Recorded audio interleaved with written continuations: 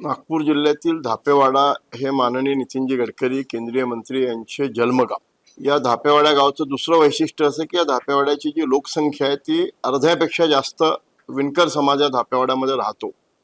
माननीय नितीनजींनी त्यांच्या बालवयात विद्यालयीन शिक्षण घेताना या विणकरांचं स्थिती, त्या विणकरांची कला आणि त्या विणकरांमुळे धापेवाडा गाव कसं आर्थिकदृष्ट्या संपन्न होतं हे पाहिलेलं होतं.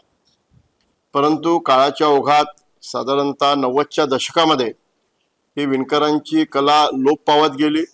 विणकरी व्यवसायाला अतिशय कठीण दिवस तयार झाले आणि जणू काही विणकर देशोधडीला लागले अशी स्थिती निर्माण झाली. परंतु ज्यावेळी माननीय नितीनजी गडकरी केंद्रामध्ये मंत्री झाले त्यातही त्यांच्याकडे 2019 मध्ये सूक्ष्म लघु आणि मध्यम उद्योगाचं मंत्रालय आलं.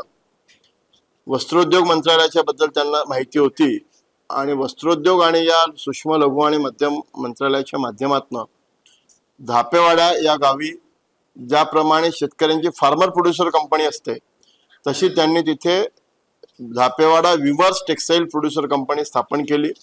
त्या कंपनीच्या आज 500 पेक्षा जास्त महिला सभासद आहेत आणि या सभासदांना केंद्र सरकारच्या वस्त्रोद्योग विभागाच्या समर्थ योजनेअंतर्गत प्रशिक्षण देऊन पुन्हा जी धापेवाड्याची जुनी करवत काठी साडी, टसर करवत काठी, टसर म्हणजे कोसा आणि हा सिल्कचा प्रकार आहे. सिल्कचे 2 प्रकार असतात, टसर आणि मलबरी सिल्क.